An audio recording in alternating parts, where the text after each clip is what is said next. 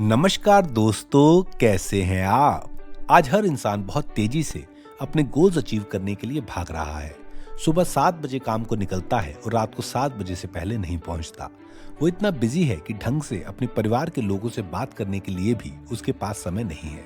बस खोया है अपने काम के चक्कर में, करियर बनाने के जुनून में, पैसा कमाने की होड़ में।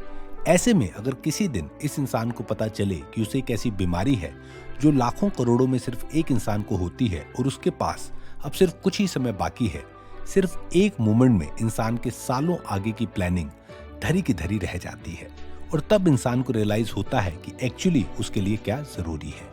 आज मैं शेयर करूंगा आप लोगों के साथ एक ऐसी ही दिल को छू जाने वाली और बहुत कुछ सिखा जाने वाली सच्ची कहानी पॉल कलानिथी के memoir when breath become air से।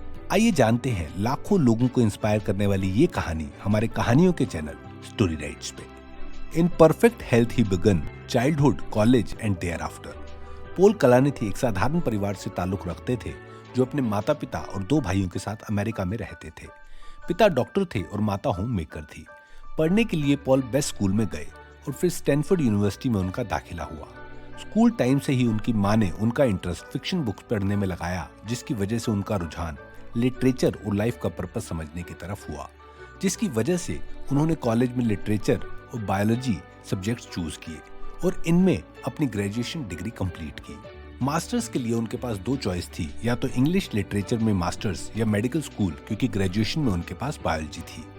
उन्होंने येल मेडिकल स्कूल में दाखिला लिया।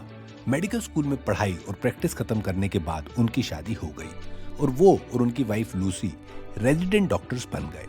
पॉल स्टैनफोर्ड में और लूसी एक दूसरी जगह। कॉलेज सब खत्म हो गया और अब दोनों रियल प्रोफेशन में आ गए थे, जहां पॉल की स्पेशलाइजेशन न्यूरो सर्जरी थी और उनका एक बहुत ही टाइट शेड्यूल शुरू हो चुका था। सुबह 6 बजे से मिडनाइट तक काम और कई दिनों तो हॉस्पिटल में ही सोना पड़ता था। अपने इस समय में पॉल ने मौत को बहुत करीब से देखा। उन लोगों को जिनकी मौत बहुत करीब थी उनसे बहुत इंटरेक्शन किया, उनकी मेंटल स्टेट को समझा। पर धीरे धीरे वो अपने प्रोफेशन में बिजी और बिजी होते गए, इतना बिजी कि उनकी वाइफ और उनके संबंध तक खराब होने लगे। उनको कई तरह की शरीर में प्रॉब्लम्स भी आ रही थी। कमर में बहुत तेज दर्द, छाती में दर्द, लगातार परेशान करने वाली खांसी और वेट कम। इस सब के बावजूद वो दिन रात काम करने में लगे हुए थे, क्योंकि उन्हें अपना फ्यूचर बहुत ब्राइट दिख रहा था। वो अलग बात थी कि कुछ सालों बाद आने वाले अच्छे फ्यूचर के लिए उन्हें अपना आज को बलिदान करना पड़ रहा था। बच्चे करना चाहते थे पर समय नहीं था। वाइफ से बात करने के लिए उनके पास समय नहीं था।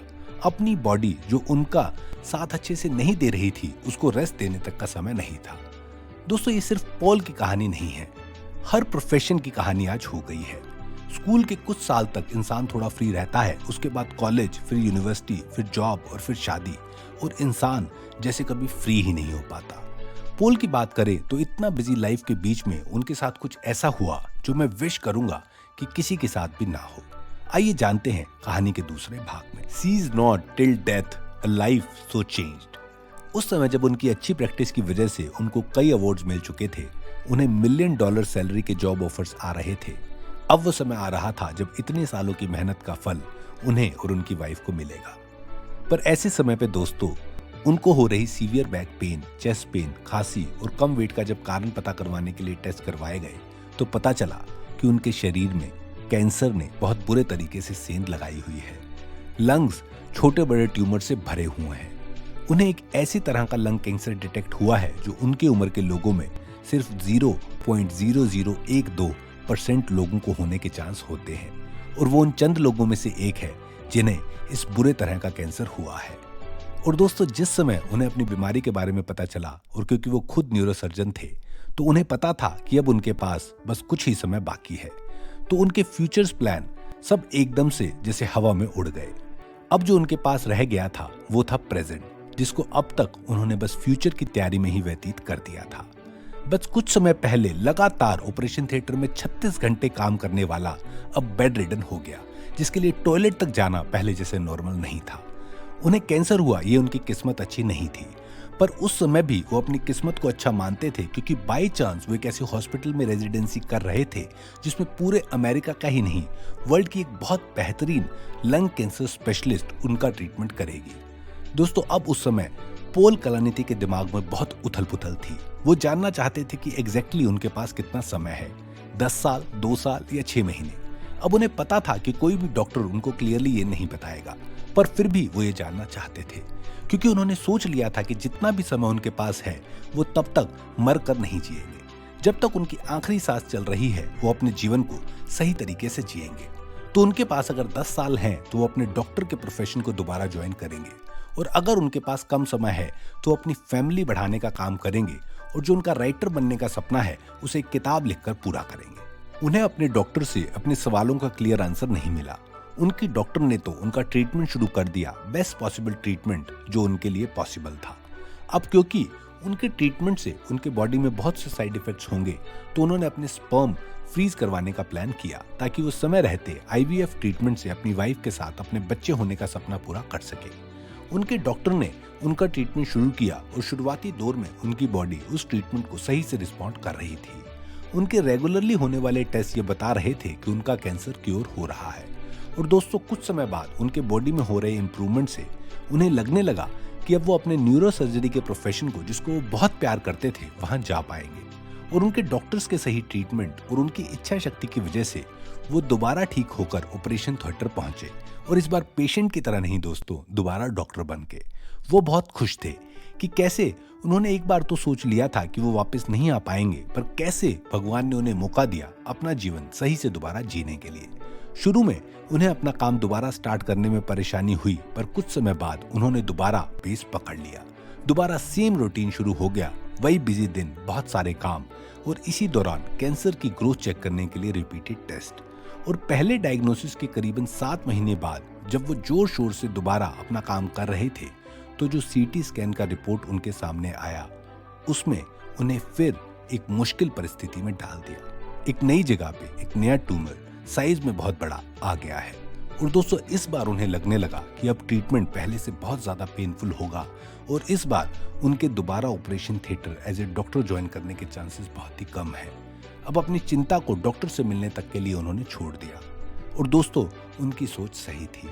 डॉक्टर ने उन्हें पूर्ण रूप से रेस्ट सजेस्ट करते हुए कहा कि नेक्स्ट लेवल ऑफ ट्रीटमेंट वो जल्दी ही शुरू करेंगी। और अब पोल ने अपने सबसे जरूरी काम करने शुरू कर दिए, अपनी वाइफ के साथ बेबी प्लानिंग और अपने जीवन के ऊपर किताब पर काम। उनकी पत्नी ने जब वो हॉस्पिटल में ही एडमिट थे तो उनकी बेटी कैडी को जन्म दिया। जब कैडी का जन्म हुआ तो पोल ऐसी हालात में थे कि वो उनके साथ कुछ क्वालिटी समय बिता सके, जो उन्होंने भरपूर रूप से बिताया। उन्हें आशा थी कि ये थोड़ा सा बिताया हुआ कैडी के साथ समय शायद उनकी यादें बनकर उनकी बेटी के साथ रह जाएगा। उन्होंने अपनी किताब पे भी पूरी शिद्दत से काम करना शुरू कर दिया, और उसका एक मेजर हिस्सा अपने जिंदा रहते हुए कंप्लीट किया। मार्च 2015 में अपने सब परिवार वालों की प्रेजेंस में पोल ने दम तोड़ दिया। उनकी लिखी हुई अधूरी किताब को उनकी वाइफ ने कंप्लीट किया, जो बेस्ट सेलर तो बनी ही दुनिया की एक सबसे बेहतरीन किताब और कहानी के रूप में जानी गई, जिसने लाखों करोड़ों लोगों को उम्मीद का रास्ता दिखाया। किताब का अंत जो उनकी पत्नी ने लिखा है, उनकी पत्नी बताती है कि इतनी मेहनत करने वाला वो इंसान, इतना एक्टिव रहने वाला वो इंसान कैसे अपने जीवन के अंत में अपनी बीमारी के कारण बिल्कुल हेल्पलेस हो गया था। सोचने, समझने, चलने, खाने पीने सबकी शक्ति जा चुकी थी। पोल, जिन्हें अपनी वाइफ के हाथ का बना हुआ खाना बहुत पसंद था, वो उनके लिए जो ब्रेकफास्ट, लंच और डिनर रख रही थी, वो उसे देख भी नहीं पा रहे थे, खाना तो दूर की बात है। वो सब उनकी वाइफ ट्रैश बिन में डाल रही थी। ऐसी हालत में सब परिवार के साथ अपनी वाइफ के हाथ में हाथ डालकर अपनी बेटी के पास रहते हुए उन्होंने दम तोड़ा। जाते जाते वो दुनिया को अपनी इंस्पायरिंग कहानी का तोहफा दे गए दोस्तों। निराशा से भरे आखिरी के समय में भी उन्होंने आशा नहीं छोड़ी। बहुत समय से राइटर बनने का सपना था, वो पूरा किया। अपने परिवार में बच्चा देखना चाहते थे, वो किया। उसके साथ समय बिताया, और फिर सिर्फ 38 साल की उम्र में अपने सब परिवार को छोड़कर चले गए। एक बहुत महत्वपूर्ण बात हम सबको सिखा गए कि अपने जीवन को सही से जीने के लिए, अपने परिवार के साथ समय बिताने के लिए, अपने सपने को पूरा करने के लिए कैंसर जैसी बीमारी होने का इंतजार हमें नहीं करना है। आज से, अभी से अपने जीवन में वो करना है जो हम दिल से करना चाहते हैं, और अपने परिवार वालों के लिए, अपने बड़ों के लिए अपने इस व्यस्त जीवन से टाइम निकालकर उनके साथ अच्छे पल बिताने हैं। तो दोस्तों, ये थी पोल कलानिधि की कहानी उनके मेमो से, बहुत ब्रीफ में। उनकी कहानी उनसे अच्छी आपको कोई नहीं बता सकता, तो ये किताब जरूर पढ़ें। ऐसी बहुत सी और इंस्पिरेशनल कहानियां जानने के लिए चैनल को सब्सक्राइब करें। बहुत बहुत धन्यवाद दोस्तों आपका ये वीडियो देखने के लिए। मैं फिर लौटूंगा एक और अमेजिंग कहानी के साथ। तब तक के लिए